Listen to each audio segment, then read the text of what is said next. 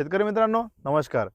आता भरपूर बागेमध्ये झाडं सुकणे, झाडं वाढणे किंवा झाडाच्या फांद्या सुकणे हे चालू झालेलं आहे. पण हा नेमका प्रॉब्लेम कशामुळे होतो? मी भरपूरदा व्हिडिओज याच्यावरती बनवलेले आहे. पण यावरती अतिरिक्त खर्च करणं टाळा. कारण हा जो प्रॉब्लेम आहे हा कॅन्सरसारखा आहे. जेव्हा आपण त्याला केमो देतो तेव्हा ते झाड कव्हरमध्ये येतं. पण कालांतरानं ते झाड मरायला लागतं. नेमकं त्याचं मूळ कारण काय असतं ते आपण जाणून घेऊ. इथं आपण एक झाड काढलेलं आहे. बघू शकता शेतकरी मित्रांनो. हे बघा, हे एक झाड काढलेलं आहे.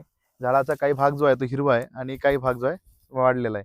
मग नेमकं काय झालंय, पहिलं याचं पाणी बंद झालंय बघा, पूर्ण ह्याचे मुळा सडलेल्या आहे आतमधल्या.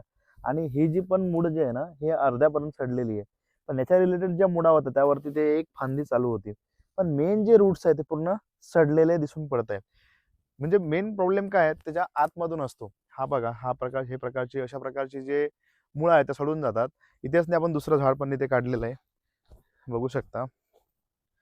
याच्यामध्ये पण तो सेम प्रॉब्लेम झालेला आहे. हे बघा, पूर्ण हा भाग जो आहे सडलेला आहे, पूर्ण वाळलेला आहे. त्याच्यामुळं हा प्रॉब्लेम क्रिएट होतो. तर शेतकरी मित्रांनो, या व्हिडिओमध्ये हेच सांगायचं आहे, की यावरती अतिरिक्त खर्च टाळा.